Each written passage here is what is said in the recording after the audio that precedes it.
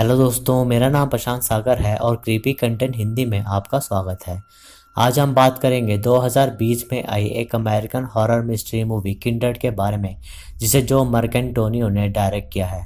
IMDb पर इसकी rating 4.8 out of 10 है, लेकिन इस मूवी की स्टोरी रेटिंग के हिसाब से अच्छी है और एंड भी काफ़ी अच्छा है, इसलिए इस वीडियो को एंड तक ज़रूर देखना। इंस्टाग्राम पर मुझे फॉलो करें और मेरी लास्ट वीडियो को देखना ना भूलें। दोनों के लिंक्स डिस्क्रिप्शन बॉक्स में अवेलेबल हैं। और प्लीज़ सब्सक्राइब ज़रूर करें ताकि मुझे मोटिवेशन मिलती रहे आप सभी के लिए न्यू वीडियोस बनाने की। तो चलिए अब बिना वक्त गवाए अब चलते हैं इसकी स्टोरी की तरफ। तो मूवी की शुरुआत में हम शैरलट नामक लड़की को देखते हैं जो अपने बॉयफ्रेंड बेन के साथ रहती थी और बेन अपनी फैमिली से अलग एक घर में रहता था। बेन अपने फ्यूचर प्लान के लिए ऑस्ट्रेलिया में शिफ्ट करने वाला था और उस दिन उन्हें बेन की फैमिली की तरफ से एक लंच इनविटेशन भी था। फिर बेन और शैरलट बेन के घर लंच के लिए जाते हैं और बेन एक बड़ी फैमिली से बिलोंग करता था, इसलिए उसका घर काफ़ी बड़ा था। थॉमस, जो कि बेन का छोटा भाई था, वो सबके लिए लंच रेडी करता है, लेकिन बेन उसे अपना छोटा भाई नहीं मानता क्योंकि वो उसका स्टेप ब्रदर था। फिर बेन अपनी मॉम मार्गरेट, जो कि एक स्टिक के सहारे चलती थी, उसे बेन अपनी फ्यूचर प्लान के बारे में बताता है कि वो ऑस्ट्रेलिया में मूव हो रहे हैं। और ये बात सुनकर मार्गरेट को अच्छा नहीं लगता, तो वो दुखी होकर अपने रूम में चली जाती है और बेन शैरलट के साथ लंच स्किप करके वापस चला जाता है। फिर अगले दिन शैरलट के पास उसकी फ्रेंड जेन आती है और तभी शैरलट को वॉमिटिंग होने लगती है और वो शैरलट को हॉस्पिटल चेक कराने ले जाती है, जहां डॉक्टर रिचर्ड्स उसे बताते हैं कि वो प्रेग्नेंट है। और ये बात सुनकर शैरलट काफ़ी शॉक हो जाती है क्योंकि वो फिलहाल बेबी एक्सपेक्ट नहीं कर रही थी और इस बात से उसे काफ़ी टेंशन होने लगती है।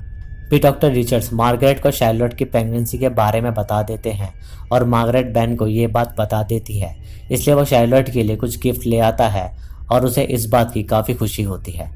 फिर अगले दिन बेन शैरलट को अपने घर ले जाता है, जहां मार्गरेट इस खुशखबरी की वजह से उन्हें शादी करके वहीं शिफ्ट होने को कहती है। लेकिन बेन अब भी अपने फ्यूचर प्लान्स चेंज नहीं करता और उसका ऑस्ट्रेलिया जाने का डिसीजन अभी भी होता है, इसलिए मार्गरेट फिर से दुखी हो जाती है क्योंकि वो अपने ग्रैंड चिल्ड्रन को अपने पास नहीं रख पाएगी। फिर शैरलट जेन को बताती है कि वो ये बेबी नहीं चाहती क्योंकि उसको बर्थ देने में जो दर्द होता है उसे उसको काफ़ी डर लगता था। और तभी वहाँ बैन आ जाता है और वो जेन के साथ अपने हॉर्सेस को फीड करने चला जाता है। तभी बैन के ऊपर एक हॉर्स अटैक कर देता है, जिससे वो उसके सर में गहरी चोट लग जाती है और डॉक्टर्स बैन को नहीं बचा पाते। और ये देखकर मार्गरेट शैरलट पर इल्ज़ाम लगाती है कि ये सब तुम्हारी वजह से हुआ है।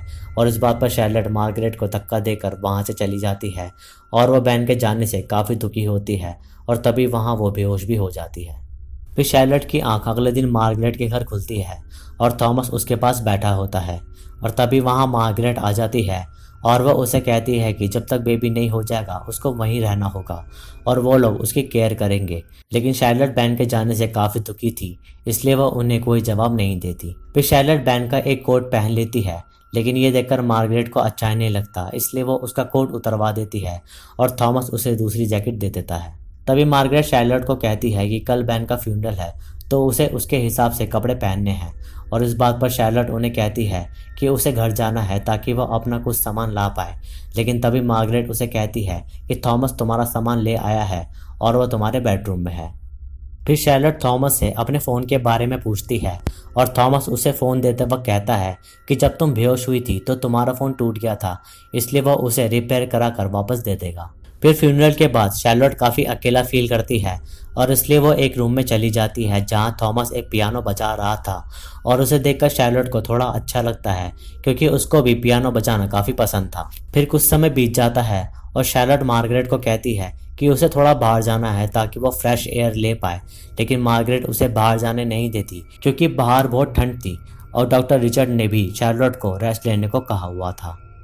फिर बात बदलने के लिए मार्गरेट शैरलट को उसका सामान दिखाती है जो बैन के घर में था और उस सामान को देखकर शैरलट शॉक हो जाती है क्योंकि उसका पूरा सामान ही वो लोग वहाँ से ले आए थे। और मार्गरेट उसे बताती है कि उन्होंने बैन का घर बेच दिया है क्योंकि वो उस घर का लोन नहीं चुकाना चाहते थे। और ये बात सुनकर शैरलट को काफ़ी दुख होता है।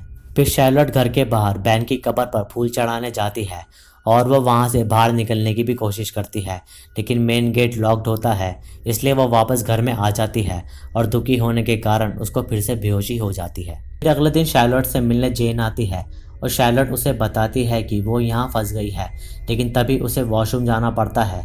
और जब वो वॉशरूम से बाहर आती है तो जेन वहाँ से जा चुकी थी। और ये देखकर शार्लोट को काफ़ी अजीब लगता है कि वह बिना बताए कैसे चली गई। और तभी वो थॉमस से अपने फ़ोन के बारे में पूछती है, तो थॉमस उसे कहता है कि तुम्हारा फ़ोन 2 दिन में ठीक हो जाएगा। फिर अगले दिन शार्लोट को उसकी चाय में कुछ दवाई जैसा दिखता है और फिर वो अपने सामान में से एक गोल्ड चेन और पासपोर्ट निकाल लेती है। और तभी वो उन्हें कहती है कि उसे हॉस्पिटल जाना है क्योंकि उसको स्कैन कराकर अपना बेबी देखना है, लेकिन वो उसको अभी भी बाहर जाने नहीं देते। तो वो खुद जाने लगती है, लेकिन तभी थॉमस उसे कहता है कि वो उसे हॉस्पिटल ले जाएगा। और हॉस्पिटल पहुंचने के बाद शार्लोट थॉमस को पानी लेने भेज देती है। और इसी बीच वो नर्स से ये कहती है कि इन लोगों ने मुझे किडनैप किया हुआ है। और ये बात सुनकर वो डॉक्टर रिचर्ड्स को बुलाकर ले आती है और डॉक्टर उसे डांट देते हैं क्योंकि उसका यहाँ वहाँ जाना उसके बेबी के लिए ठीक नहीं है। और ये देखकर थॉमस को बुरा लगता है और वो उसे समझाता है कि वो ये सब बैन के बेबी के लिए कर रहे हैं और जब बेबी हो जाएगा तो वो लोग उसे आज़ाद कर देंगे। फिर समय बीतता है और शार्लोट बेड रेस्ट पर ही रहती है और बेबी के पनपने का वेट करती है, लेकिन वो कहीं नहीं जाती थी, इसलिए वो कभी कभी डिप्रेस होने लगती है। फिर काफ़ी परेशान होने के बाद फाइनली शार्लोट घर से भागने का डिसाइड करती है, लेकिन मार्गरेट उसे नहीं जाने देती क्योंकि बेबी की डिलीवरी कभी भी हो सकती है। लेकिन शार्लोट को काफ़ी गुस्सा आ जाता है और वो उसे कीज मांगती है, लेकिन मार्गरेट उसे नहीं देती। तो वो गुस्सा होकर अपने रूम में चली जाती है। फिर थॉमस शार्लोट के पास आता है और शार्लोट उसे कहती है कि मैं अब यहाँ कैदी बन गई हूँ, लेकिन थॉमस उसे कहता है कि ऐसा नहीं है। और तभी शार्लोट वहीं पास में मेन डोर की कीज रखा देखती है और थॉमस से प्यार से बातें करते वक्त वो कीज को उठा लेती है और अपने रूम में चली जाती है।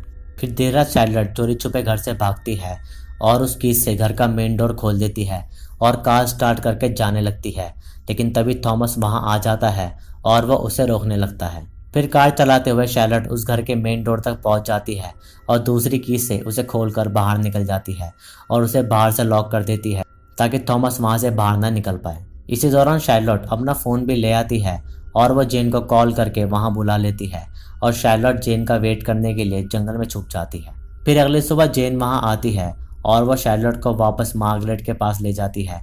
और ये देखकर शार्लोट को काफ़ी गुस्सा आता है और वह जेन को काफ़ी मारती भी है, लेकिन जेन उसे सही सलामत वहां ले जाती है क्योंकि उन्होंने जेन को पैसे खिलाए हुए थे।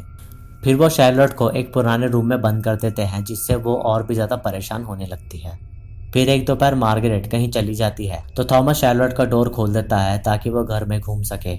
और फिर वो दोनों पियानो बजाते हैं और साथ लंच भी करते हैं। और तभी शार्लोट थॉमस से उसके डैड के बारे में पूछती है और वो उसे बताता है कि उसके डैड काफ़ी नशा करते थे और मार्गरेट को काफ़ी मारते थे। और एक दिन उन्होंने मार्गरेट को इतना मारा कि उसकी कमर टूट गई और इसलिए मार्गरेट एक स्टिक के सहारे चलती है। फिर थॉमस उसे यह भी बताता है कि उसने अपने डैड को खेतों में मारकर फेंक दिया था। तभी मार्गरेट के आने का टाइम हो जाता है तो वह शार्लोट को रूम में वापस भेज देता है और इसी बीच शार्लोट चुपके से अपने पास एक नाइफ रख लेती है। फिर शार्लोट थॉमस को कहती है कि वो चाहे तो उसके साथ रह सकता है एज अ हस्बैंड। और शार्लोट थॉमस से ये बात इसलिए कहती है ताकि वो उसका यूज़ करके वहाँ से भाग पाए। लेकिन तभी मार्गरेट शार्लोट की बातें सुन लेती है और वो उसे कहती है कि वो थॉमस से दूर रहे। तभी शार्लोट मार्गरेट को सॉरी बोलकर अपने पास बुलाती है ताकि वो उसको स्टैप कर सके, लेकिन मार्गरेट वहाँ नहीं आती और फिर वो वहाँ से बाहर चली जाती है। फिर गुस्से में शार्लोट सुसाइड करने का सोचती है, लेकिन वो सुसाइड ना कर अपने हाथ को काट लेती है और अपने ब्लड लगा लेती है ताकि उन लोगों को लगे कि डिलीवरी होने वाली है। फिर तभी थॉमस शार्लोट के पास आता है और उसको लगता है कि बेबी आने वाला है, इसलिए वह उसे जल्दबाजी में हॉस्पिटल ले जाने लगता है। लेकिन मार्गरेट उसे रोकती है, पर तब भी वो मार्गरेट की बात नहीं सुनता और वह जल्दी से शार्लोट को हॉस्पिटल ले जाने के लिए कार में बैठा लेता है और शार्लोट अपनी एक्टिंग कंटिन्यू रखती है। फिर हॉस्पिटल पहुंचने के बाद थॉमस डॉक्टर रिचर्ड को बुलाने जाता है और इसी बीच शार्लोट मौका देखकर वहां से ड्राइव करके भाग जाती है और वह आज़ाद होकर काफ़ी खुश होती है। लेकिन तभी उसको एक विजन आता है जिसमें वो काफ़ी क्रॉस को उसकी कार के आगे आता देखती है, जिसे उसे रास्ता नहीं दिखता और इस वजह से शार्लोट का एक्सीडेंट हो जाता है। फिर शार्लोट की आंख हॉस्पिटल में खुलती है जहां उसे एक नई डॉक्टर दिखती है और फिर वह अपने बेबी के बारे में पूछती है तो वो डॉक्टर उसे कहती है कि वो उसके फादर के पास है। और तभी थॉमस अंदर आ जाता है तो शार्लोट डॉक्टर से कहने लगती है कि ये उसका हस्बैंड नहीं है, लेकिन थॉमस डॉक्टर को बता चुका था कि उसको एक दिमागी बीमारी भी है। डॉक्टर शार्लोट को ये भी बताती है कि सोशल सर्विस ने उसे घर में रहने के लिए रिकमेंड करा है और अब वो लॉ को तोड़कर कहीं जा भी नहीं सकती और इस वजह से शार्लोट अब उनके साथ ही फंस जाती है थॉमस की वाइफ बनकर, जिससे वो काफ़ी दुखी होती है और इतना दिखाते ही ये मूवी यहीं ख़त्म हो जाती है। इस मूवी की शुरुआत में बैन को घोड़ों ने नहीं मारा था बल्कि जेन ने मारा था, क्योंकि बैन का रिश्ता मार्गरेट और थॉमस से अच्छा नहीं था, इसलिए बैन उनसे दूर रहता था। और जब उन्हें पता चला कि शार्लोट प्रेग्नेंट है तो उन्होंने बैन को मरवा दिया ताकि मार्गरेट अपने चहीते बेटे थॉमस के लिए एक फैमिली बना सके, क्योंकि मार्गरेट बैन से ज़्यादा थॉमस को चाहती थी।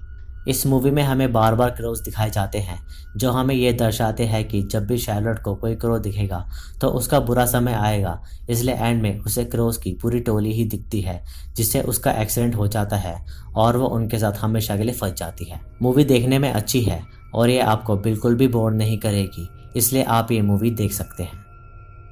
तो दोस्तों ये थी किंडर्ड की कहानी। वीडियो अच्छी लगी तो इसे लाइक करें, शेयर करें और कमेंट्स में अपना सुझाव दें। चैनल को सब्सक्राइब ज़रूर करें ताकि मुझे आप सभी के लिए न्यू वीडियोस बनाने की मोटिवेशन मिलती रहे। इंस्टाग्राम पर मुझे फॉलो करें, लिंक डिस्क्रिप्शन में अवेलेबल है। बाकी मैं मिलूँगा आपसे अगली वीडियो में, तब तक के लिए नमस्कार।